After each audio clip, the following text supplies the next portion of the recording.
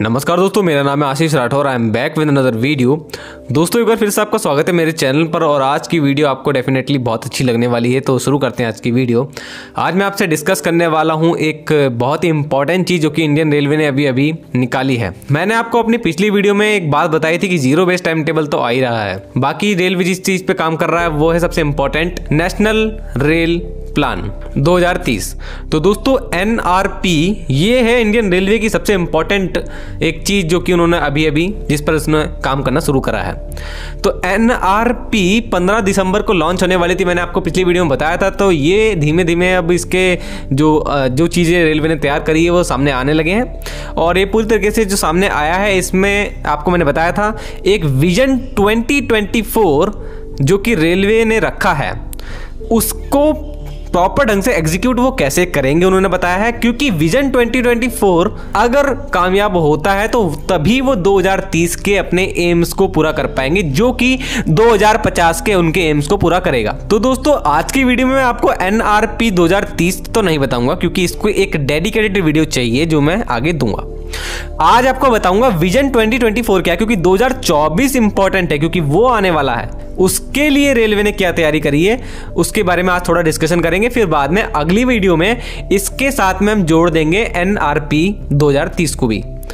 तो आज के लिए डिस्कशन के लिए मेरे पास जो पॉइंट्स है वो कुछ इस तरीके से हैं कि विजन 2024 की 5 चीजें, मेन चीजें जो हैं वो उन्होंने सामने रखी हैं। तो पहली चीज जो दोस्तों है वो है 100% इलेक्ट्रिफिकेशन। तो ये तो हम बहुत पहले से सुनते आ रहे हैं 2018 से शायद से। तो 100% इलेक्ट्रिफिकेशन पर भरोसा स्टार्टिंग में लोगों को था भी नहीं भी था। कुछ एरिया ऐसे रह जाएंगे जहाँ पर हम उनको गिन भी नहीं रहे हैं कि वहाँ पर इलेक्ट्रिफिकेशन होगा, जैसे कि बॉर्डर एरिया। तो उन एरिया को अगर छोड़ दे तो 100% इलेक्ट्रिफिकेशन का मतलब है इंडिया में ऐसे सभी पार्ट जहां पर अभी डीजल इंजन चलते हैं और इलेक्ट्रिफिकेशन पॉसिबल है। आज मैं आपको लिख के दे सकता हूं दोस्तों, इलेक्ट्रिफिकेशन की जो स्पीड चल रही है भारतीय रेलवे में वो इतनी ज़्यादा तेज हो चुकी है इस वक्त फिलहाल अभी करंटली कि शायद मैंने भी नहीं सोचा था। बहुत ज़्यादा तेज़ी से इलेक्ट्रिफिकेशन का काम चल रहा है, मटेरियल जल्दी पहुंच जाता है और वर्कर जल्दी पहुंच जाते हैं, फटाफट काम कब कर जाते हैं रातों रात पता भी नहीं इलेक्ट्रिफिकेशन का, और कब CRS ट्रायल सुनने में भी आ जाता है। सबसे ज़्यादा इंपॉर्टेंट अगर आपको देखना है काम तो राजस्थान में आप देख सकते हैं, वहाँ पर इलेक्ट्रिफिकेशन का काम जो है वो सबसे ज़्यादा मेन है क्योंकि वो एरिया बहुत ज़्यादा वंचित रहा है इस चीज़ से, तो वहाँ पर ये काम चल रहा है। नॉर्दर्न रेलवे के मैक्सिमम पार्ट्स में इलेक्ट्रिफिकेशन नहीं है तो वहाँ पर भी इलेक्ट्रिफिकेशन हो चुका है, उसमें मेरा एरिया भी आता है। तो ये जो चीज़ें हैं ये बताती हैं कि 100% इलेक्ट्रिफिकेशन का जो उन्होंने रखा है एक विजन की 2022 तक या फिर 24 तक वो 100% इलेक्ट्रिफिकेशन कर देंगे, तो वो कर देंगे क्योंकि हम आंखों से देख पा रहे हैं कि ये हो रहा है सच में। अगला उन्होंने रखा है कि multi tracking of congested root.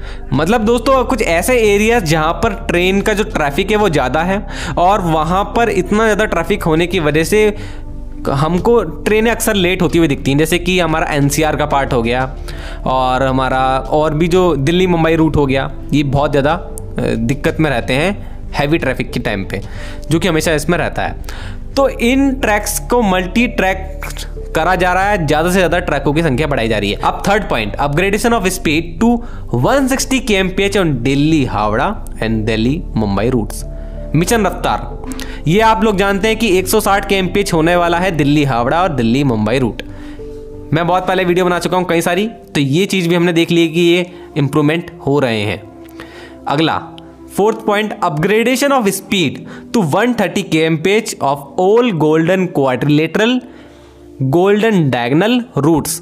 ये बहुत इंपॉर्टेंट लाइन मैं आपको बता रहा हूँ, गोल्डन क्वाड्रिलेटरल और गोल्डन डायगोनल रूट्स, इनकी 130 kmph की बात है क्योंकि यहाँ पर हर कोई बंदा दिल्ली हावड़ा और दिल्ली मुंबई रूट के नज़दीक नहीं रहता है।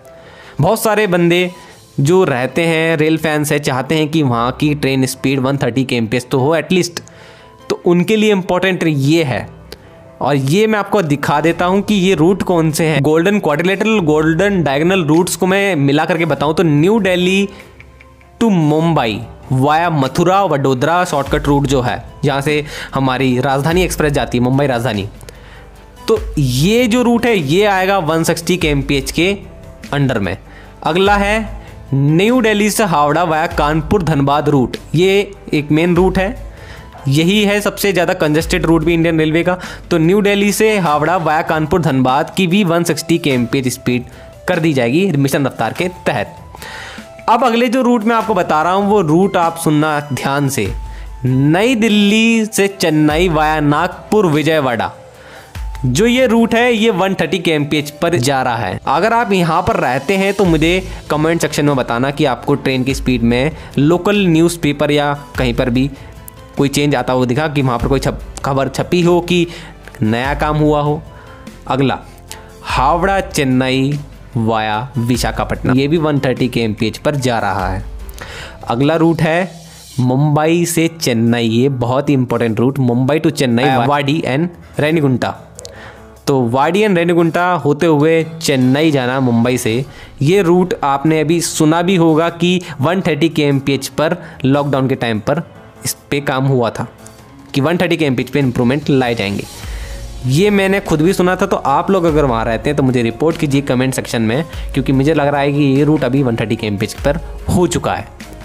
अगला है मुंबई टू हावड़ा, पूरी तरीके से साउथ का रूट, इसे साउथ में ही ट्रैवल होगा इसका, मुंबई से हावड़ा वाया नागपुर। ये रूट जो है ये बहुत ही इंपॉर्टेंट रूट है गोल्डन क्वाड्रिलेटरल का, वाया नागपुर होते हुए इसकी स्पीड भी 130 kmph करी जा रही है। अगर आप लोग इन 6 रूट जो मैंने आपको बताए हैं कि आसपास रहते हैं तो मुझे कमेंट सेक्शन में बताइए कितना आपके यहाँ काम हो गया, या फिर लोकल न्यूज़ में कितना आ रहा है रेलवे का काम, जिससे हमें अंदाज़ा लग सके और लोगों को भी कि रेलवे वाकई में काम कर रहा है।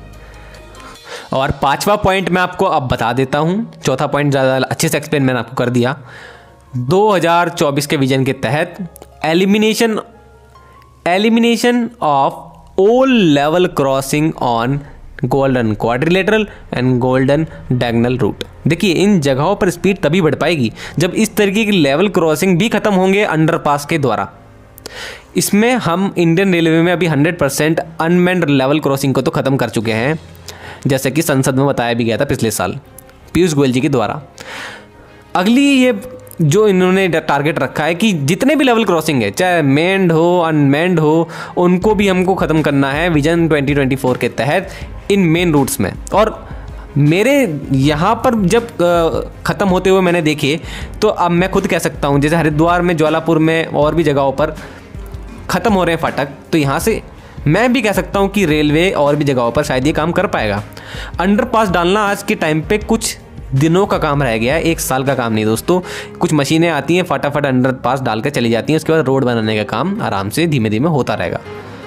तो ये जो काम है इंडिया में इन रूट्स पर होने वाले हैं। तो ऑल लेवल क्रॉसिंग बोला है उन्होंने। ये आज की मैंने आपको विजन 2024 एक्सप्लेन कर दिया है। अब हम नेशनल रेल प्लान 2030 को एक्सप्लेन करेंगे अगली वीडियो में, जिसमें हम विजन 2024 की भी कुछ और एडिशनल बातें जोड़ेंगे, जिसमें डेडिकेटेड फ्रेट कॉरिडोर के बारे में भी डिस्कशन होगा। आपने थॉट्स देना मत भूलिएगा कमेंट सेक्शन में, क्योंकि आप लोग ही हैं जो इंडिया में कई जगह से मेरी वीडियो देखते हैं। आप जहाँ जहाँ रहते हैं वहाँ से आप अगर कमेंट सेक्शन में बताएंगे तो इससे और भी ज़्यादा इन्फॉर्मेशन आएगी, जो कि रियल इन्फॉर्मेशन होगी, कोई फेक प्रोपेगेंडा नहीं होगा। तो आज के लिए इतना ही। वंदे मातरम, भारत माता की जय।